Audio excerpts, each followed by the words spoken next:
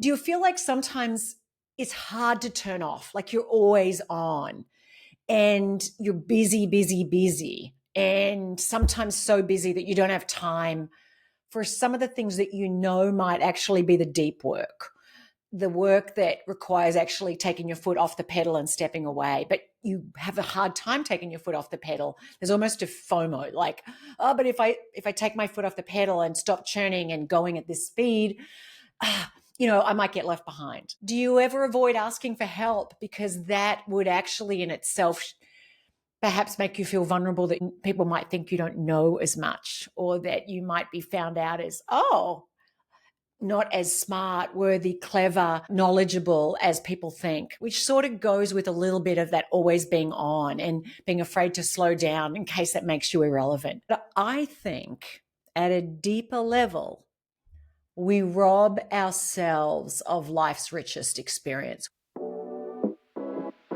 Corporate life is a game, but no one hands you the rule book. Here on Secrets of the Career Game, we break down the unspoken norms and behind-the-scenes dynamics shaping your career today. I'm Kendall Berg, that career coach, and I guide professionals to grow, advance, and lead with clarity. Each week, we explore the tools, habits, and conversations that build confidence, presence, and long-term momentum. Today, I am joined by Dr. Margie Warrell. She is a 6-time best-selling author. She's a leadership advisor, a keynote speaker, and she focuses on the courage catalyst, bringing deep insight into human and organizational behavior to foster braver leadership and better outcomes. Margie, welcome to the show. Excited to have you. It's great to be with you, Kendall. I'm so looking forward to today's conversation because I think it's going to resonate with so many of our listeners, similar to what you and I were chatting about before we started to record. But before we jump into the insecure overachiever and the courage gap, which I feel like is tailor-made for our audience, I'd love to hear a little bit about your journey because you have had very unique experience, right? You have gone from rural Australia, Papua New Guinea to Singapore. You've got to experience lots of different cultures and really build this great brand. So why don't you talk us through a little bit about your background before we jump in? Yes. Well, I grew up on a farm in rural Australia, Kendall, and my vision for career or anything else didn't extend much past my parents' back paddock. So my career journey and my life journey has been anything but one that was probably predictable from my childhood. But I have always been curious. I've always sought to kind of expand the world that I'm in from the one that I can immediately see. And yeah, I went off to college, studied business, started my career in the corporate world, and then did a career change in my 30s and went back to study and have been working in professional/leadership development and personal development really ever since. So that's about 25 years ago. And yes, I've written some books and I've raised 4 kids as I've moved around the world as well. And a key to all of that journey for me has me being willing to put myself out there. I sort of say with air quotes, to just try to do things, even though there was a little voice in my head going, who do you think you are? And what if you fail? And what if you're not smart enough and good enough? And what will people say? And it's been my experience working with a lot of really super smart, talented people that it's not a lack of intellect or education that holds us back. It is our own fear in some way, shape, or form. So that's why I do a lot of work about how do we activate the courage within ourselves? How do we override our own self-protective instincts? And so my career journey and my personal journey have definitely been interwoven. I love this, Margie, because I think, so many people, we are not only our own biggest critic, but we are what holds ourselves back, right? And something that I've talked about before on the pod is like this concept of taking messy action. Like just do it first. You can make it great later, but we've got to get started. We've got to start to kind of build this. So I am so looking forward to today's topic. So you talk about an insecure overachiever, right? You kind of alluded to it there in your own personal journey and in your professional journey as well. Why do you think so many high performers are really dealing with this phenomenon of the insecure overachiever? And, how do you kind of identify that in the high achievers around you? Well, I think just for anybody who might remotely identify as an insecure overachiever, I want to just say this. There's nothing to be ashamed of, and there's much to be proud of. And you wouldn't be who you are and where you are and have done everything you've done if you weren't being driven in some part by some degree of insecurity. So, and you're in really, really good company. In fact, I would argue that some of the brightest, most incredible people on the planet have a part of them that is a little insecure that drives them to achieve and overachieve. So let's just not be vilifying at all in any part people who might identify as an insecure overachiever. And I think it's not always so much what we're doing, but why we're doing it and what's driving it. And let's face it, most of us don't get through our childhoods without some experience that leaves us a little wounded, that leaves us feeling a little less than, which puts a little fire in our belly to prove something. Whether it's proving it to our parents, whether or not they're still around or not is beside the point. Whether it's proving it to that bully in sixth grade or the guy that dumped us in, sophomore year, or it's proving it to ourselves that we're good enough. And I think that we can have a part of us that is deeply purpose driven, as I am myself, but also insecure at times as well, and feels like, oh, I really want to nail this. I really want to climb the biggest mountain, and I want to climb it faster than you climbed it. And so I think we have many selves inside of us, and one of them is sometimes this insecure overachiever. And I think the ways we can identify it, a little quiz here for those who are listening. If you're going, well, I'm not sure if I am or not, is one, do you ever over prepare for things? Do you ever put in more time than really probably makes sense? So you never want to be caught off guard. And so sometimes you can be kind of driven to being a little perfectionist. Do you ever feel like your worth hinges too much on the output or the accolades? I see you putting up your hand, Kendall. I And you raised know my what? hand for those listening and not watching. I was like, ooh, I feel that one.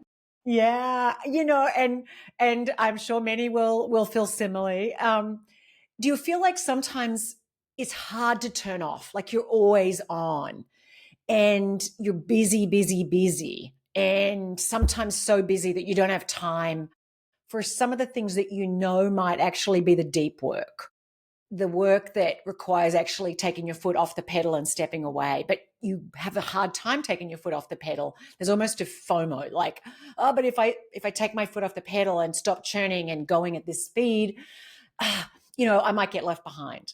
Do you ever avoid asking for help because that would actually in itself perhaps make you feel vulnerable, that people might think you don't know as much, or that you might be found out as, oh, not as smart, worthy, clever, knowledgeable as people think? And do you ever chase external validation over internal alignment, which sort of goes with a little bit of that always being on and being afraid to slow down in case that makes you irrelevant? So if there's kind of even a half hand going up, like I see you had, Kendall, then living within you is some part of you that gets driven by that insecure overachiever. But like I said, that's nothing to be ashamed of. In fact, it's to be befriended. I think that what you're touching on, I wish was discussed more openly in many circles, because very rarely do I come across somebody who is innately, truly secure, right? And those people who are innately, truly secure are generally not building the next business, not gunning for that next promotion, not advocating for themselves in these new situations. They're usually pretty comfortable exactly where they are, which in some ways I very much envy, right? How wonderful to just be and be comfortable with that. But I do think we're taught very early on to kind of hide these insecurities, right? And don't, it's not a good thing to be insecure. It's not a good thing to lack confidence, fake it till you make it, right? One of my least favorite public sayings, right? And we're taught to hide this. But what you're discussing is let's be aware of it, let's understand it, and let's leverage it, right? And how do we bring that to the front? So, what are some of these effects of being this insecure overachiever? What are some of these effects if we don't address it, don't understand it? Does it become a bad thing? Does it start to drag us down? Is it more just morally gray and hidden behind the scenes? Like, what are some of these effects of being that insecure overachiever? Well, I think to me, if we really peel all of this back, sure, one of the effects is at one level, it's you can wear yourself out and burn out because you never take your foot off the pedal. You don't ever take more than a few days leave, and even when you are, there's that fear of like, oh, I don't want to get left behind. But I think at a deeper level, we rob ourselves of life's richest experience. We rob ourselves, like we don't get to experience our own greatness. We don't get to soak in our own accomplishment fully because we do something great. You write the blog, you launch the podcast, Kendall, you write the book, whatever, you get the accolade, but you can't even, you're not even sitting still 3 seconds to let that soak in. You're like, yeah, but now what? And now what? We're on to the next thing, on to the next thing, on to the next thing. And so we don't get to have that experience of ourselves. Like, hell, I just did that. Yeah, go me. And like, let me just revel in that a little bit. And I think all of we humans can be Teflon for praise and good things and Velcro for the bad. But I think the insecure overachiever of us really struggles to fully internalize what we've accomplished and what we've done and who we are, and because we continually on to that next thing. And so I know that's probably, if we're kind of getting beyond a tactical career, how do I get one rung up the ladder? Just for anyone who's going, where do I just sometimes struggle to truly, really be present to just how freaking awesome, I say flawsome, how flawsome I already am. And just soak in that and don't, because I think in the speed and the hurriedness and the hurly burly and the next thing and the next meeting and the no margin in between, we run the risk of missing out on life itself. It may be that some of your listeners are like, yeah, I haven't got time for that stuff. Whatever. Okay, give me some more tactics. And if that's the case, I'm like, I get it. I can write about this because I've experienced this and lived this, and I'm living this myself. And dare I say, I'm probably, a little older than some of your listeners. But I think the other thing that it can kind of cost us is it becomes pretty transparent to others. Mm-hmm. And we don't always think it is because, of course, we're all in the business of image management and impression management. We all want to look good and have people go, oh my God, she's amazing. You see how much she did. She's just so credible. And we're like, oh my God, I worked till 2 a.m. last night. And then I was back in the office at 7. I have a son. I have 4 kids, but there's an overachiever for you. But I have one of my kids just started working in finance in New York City. And he's like, Mom, I worked Sunday, and he's already like telling me how long he's working. I'm like, Ben, just do a great job. And if you need to work long hours, but just don't over identify the Mm-hmm. hours you're working with your worth. I mean, and sometimes you need to put in long hours. And he's in finance in New York City. So there is that expectation. And of course, you're not going to succeed in some of these professional tracks unless you're willing to work pretty hard. And hence, I think there's professions and industries that love insecure overachievers. It's like, bring them on, straight out of business school, Ivy, fantastic. Let's work them to the grindstone.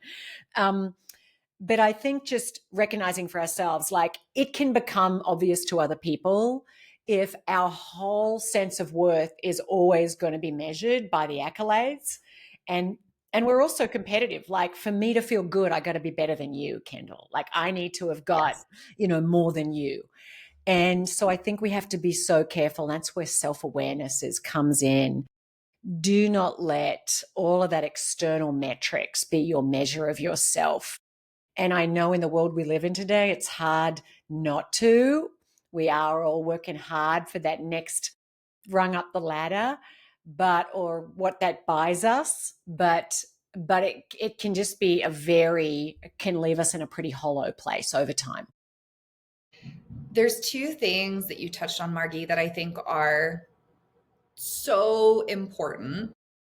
The first is lack of maintaining the boundaries, right? I heard a quote last week and I've been loving it and I'm just repeating it now, but it said, your capability does not have to equal your capacity, right? Just because you can do a thing doesn't mean you need to make the capacity to do that thing, right? Your capability and your capacity can be different. And I was like, oh man, put that on a mug that I need. It's brilliant.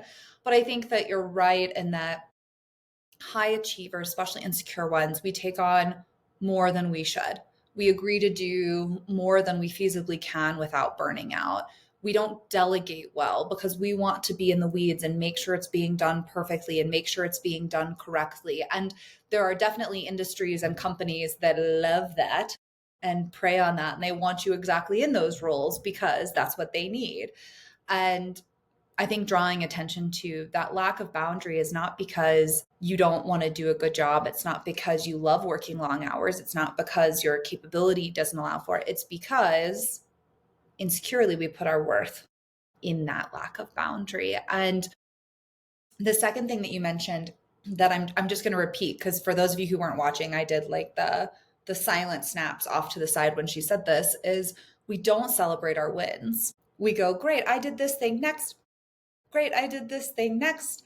And we don't take that time to sit in it and say, hey, I really achieved something. I really did something well. And I went to dinner with a girlfriend of mine a few weeks ago. We were laughing because she's like, what's going on in your business? I was like, oh, we're working on this. Podcast is going well. I launched my book in May. I've got my TED Talk in December. And she was like, wait, you launched a book and did a TED Talk in the same year? And I was like, well, I guess technically, yes. And she was like, did you celebrate that? And I was like, well, I did it. She was like, yeah, okay, that's not what I'm talking about.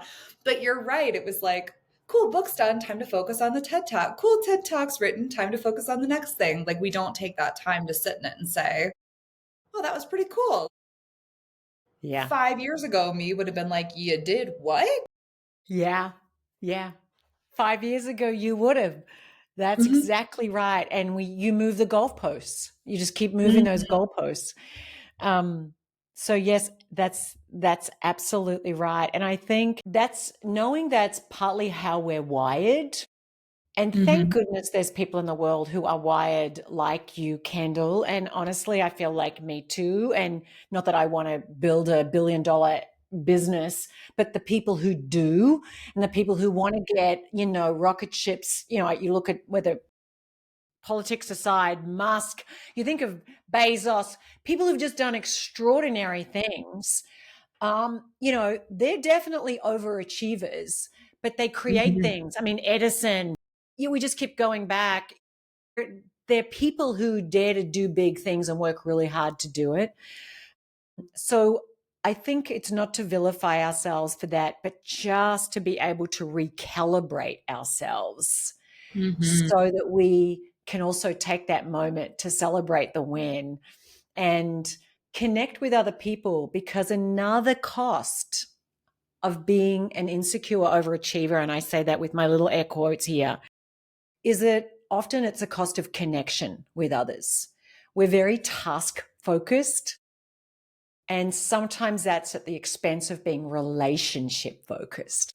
Yes, you have summarized everything I talk about on this podcast in that one sentence, because in the end, relationships are the meat and potatoes of life, right? Your relationships with your family, your relationships with your friends, relationships with your coworkers, with your boss, with the influencers at your company. Like that's what comes together to build a successful life once you take title and money out of it. So I love that. What should we do we're coming to terms with either the fact that we are insecure overachievers or that our coworker or our boss is, what are some things that we should do if we start to see this in the workplace? We start to see our boss kind of slipping into these insecure overachiever tendencies, or a coworker doing the same. What are some things we can do that help us or help them in those Well, situations? let me just start with a few things to help yourself. Okay. And then I'll go on and talk about how bosses can help. Firstly, for yourself, just think about if you were focusing more on improving yourself versus proving yourself, what would you be doing? When your metric of success becomes growth and not glory, you actually unlock more of your own potential. So think about that. What would I be doing more of if I was seeking to just grow myself and make progress versus to prove something? Secondly, putting your quality of your presence over productivity. And I say that because I think we live in a world that can be massively insecure and constantly like fast, fast, fast, fast, fast. And busyness can become a shield for our own inadequacy. And so take some time out, whether you like to journal or sit under a tree or play music, write music, I don't know, whatever it is, but just the quality of your presence. And actually, with other people, this brings me to the third point. The quality of your presence for people really matters over time. And people know when they're talking to you that your brain is 300 miles away thinking of like 400 other things and not them. So I think there's a lot to be said by really trying to focus a little bit on your presence. And finally, making connection a currency, because overachievers often overfunction and underconnect. And so I think, you can focus on building relationships and not just your resume. How can I just be more intentional on building those relationships? But when it comes to people that you're working for, or maybe they're working for you, and you see the reluctance to delegate. You've got a boss and they're not delegating to you, or they've asked you to do it, and then they're second guessing, they're going over all of it again, or they're always on and they're sending emails at 2 a.m. or 7 a.m. on a Sunday, or just recognizing that okay, here we go, they're in that mode. And I think often, obviously, if you're managing someone like that, then that's different than obviously it's your manager. But just knowing, they're a human and they're struggling, and this is what they're pulled into. And so if you're in a position where you can be role modeling boundaries, going, you know what, I'll get to that. Maybe, and even if it is your boss and you're like, I absolutely will get to that. But like I said, I'm working on this first. Just letting them know that you get that you can't do all things at once while standing on your head to head and, spinning 12 plates.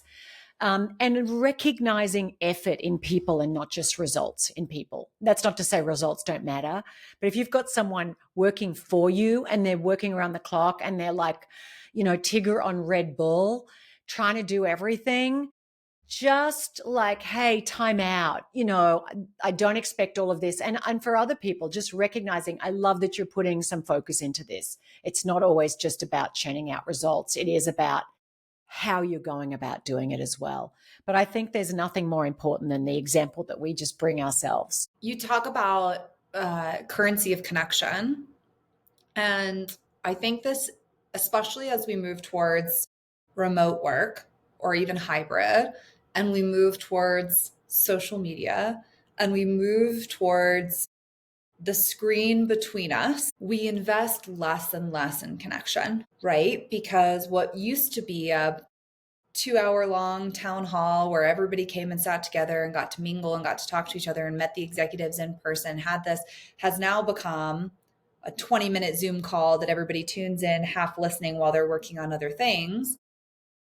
And I'm curious, I'd love to hear your take. I'm going slightly off script here, but as we think of this like connection as a currency in the modern world, does that just mean more presence, more intentionality, more time? Does it mean, going out of our way to shake hands and kiss babies and be in person with each other? Like in your experience, that currency of connection within Mm-hmm. modern day structure, what are some of the ways that we build that? I think there's always a tension between quantity and quality. Do I go out and kiss more babies' heads, shake more hands, walk up and down the hallway more often and say hello to more people when they are in the office, do more Zoom calls, etc. Um, but with the quality of the interaction, because I can have 20 superficial interactions in a day and it might actually yield so much less than three really meaningful ones. So, of course, discernment is required. And I don't believe there's a perfect formula, but think about the quality of the interactions you're having with people, knowing you can't have quality interactions with all people all the time. Time doesn't allow for that. But are you investing time in quality interactions with people? And I think in the digital world we're in, where everything can be done online and emails can be shot out or Slack messages or anything else, taking time, and maybe it's not seeing you in person, but it's a video call where I'm looking at you and I'm fully present with you versus just shooting you an email. Hope all's going well, Kendall. Wondering if you can do this. Hope the, like, and you can sometimes tell it's like, yeah, I get it's a platitude. Hope things are going well. And you're like, you really don't care. But really just taking time to spend that with people. Of course, I think nothing can replace in-person connection with people, and that's not always possible. But if you're working remotely, you've got to be even more intentional to really invest in building meaningful, authentic connection, because it is so much easier for us to sit here behind our cameras and I'm also doing my Amazon shopping while I'm talking to you.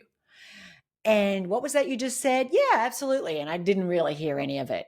So, so I'm being facetious here, but I think all of us have found ourselves where we've got three screens going at once on a Zoom call and we're supposed to be listening. So I do think there's something about that double click and the triple click, and make sure you're taking some time for that. And honestly, whenever there is an emotional or a sensitive issue, you can save yourself a lot of time by doing that, because I can't tell you, in the coaching work I do, how much time gets taken up fixing up, cleaning up messy situations because no one took the time to have a really good conversation with someone about a performance issue, because no one took the time to really figure out what's going on when things weren't being done well. And no one took the time to address constructively that issue of conflict, of tension. And so it just got pushed under the rug. But I tell you what, it came back uglier and messier later on and cost a whole lot. So yeah, it can take more time up front, but taking more time up front with you who may be a coworker and you and I aren't necessarily getting on. In fact, maybe I don't even like you very much, but I'm taking the time to try and understand what you care about, why you think the project should go one way and why I want to go another way. That 20, 30 minutes can pay off 100-fold versus just, oh, I'm just going to flick her a short, sharp message. So I hope that answers the question. Absolutely. And I 1000% agree with you. I think this intentionality and quality of conversation, I'm a huge fan of address the elephant in the room, have the friction-based conversation. Don't just ignore it and hope it goes away, because it never does. And you're right, it comes back messier and more difficult and more frustrating 6 months down the road. It's one of the reasons I started this podcast, is because I saw myself trending towards coaching full time. I knew I was building this business. And I knew that if I did that, I was going to lose connection with peers, with people who I wanted to get to know, with leaders who were doing cool things, with people who had unique thought process, because you get in your own tunnel and you're working on your things and your head's down and you do this. And I was like, I need people, I need support, I need connection. And that's part of the reason that I started this podcast in the first place.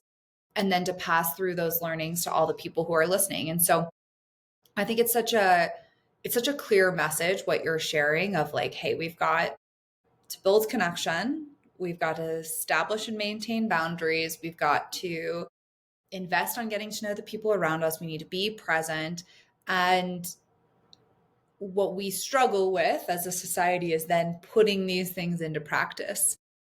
We go, yes, Margie, I should have more quality conversations, better boundaries, and I should thank myself more and celebrate my wins. And then tomorrow we go back to doing things the way we've always done them. So if somebody's listening to this and they're like, okay, I'm ready to do this more effectively, what is something tactically that listeners can start to do tomorrow that will start to make progress on one of these fronts of kind of taking back their time and intentionality? Mm. I wrote about this in The Courage Gap because sometimes what we most need to do is to do something we're afraid to do, but other times it's actually to do less. Either way, one of a key kind of tactic practice that I have is putting be before do, getting really clear about who I want to be, and then asking myself, if I was being that person, what would I be doing? And so it's kind of an identity informed model of decision making.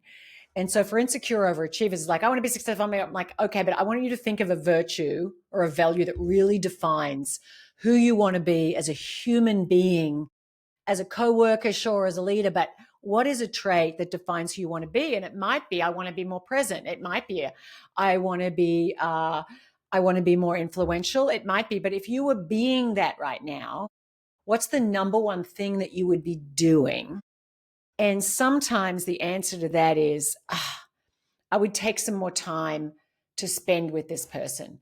I would, I would block some time in my calendar for the deep thinking work that actually will allow me to be way more effective in my team over time. And so put your to be list ahead of your to do list, but come up with 3 or 4 words that really describe what's your growth edge right now for you as a human. And then ask yourself, put it on a sticky note, put it on your computer, put it on your steering wheel, on your fridge, whatever. And just ask yourself, if I was being that right now, what would I be doing? And it often just gives us a clarity because it's very values driven versus very insecurity driven. Love that. Such good advice and so apropos. So if people are listening to this and they love this conversation as much as I do, Margie, and they want to learn more about you, they want to learn more about their book, where should they go to connect with you? Thank you. Well, my book is on the book, The Courage Gap, is on Amazon and anywhere good books are sold, along with other books. It's actually my 6th book, but I obviously encourage people to grab a copy, which also came out earlier this year. But to learn more about me, you can just head over to my website, margiewarrell.com. Awesome. Well, we will put all of that in the show notes. Margie, thank you so much for taking the time to chat with us. I felt like this conversation had a wonderful balance of being tactical and action oriented, but also kind of bringing peace in the chaos that so many of us feel as we're navigating this insecure overachiever mindset. So really appreciate it. If you guys listened to this episode and you loved it as much as I did, make sure that you leave us 5 stars. Otherwise, Margie, we will have to have you. Much more to talk about, Kendall. Well, keep up your great work. Congratulations on all your success. And I hope you will just let it all soak in a little bit too before this year end. I appreciate it. Thanks so much. Bye-bye.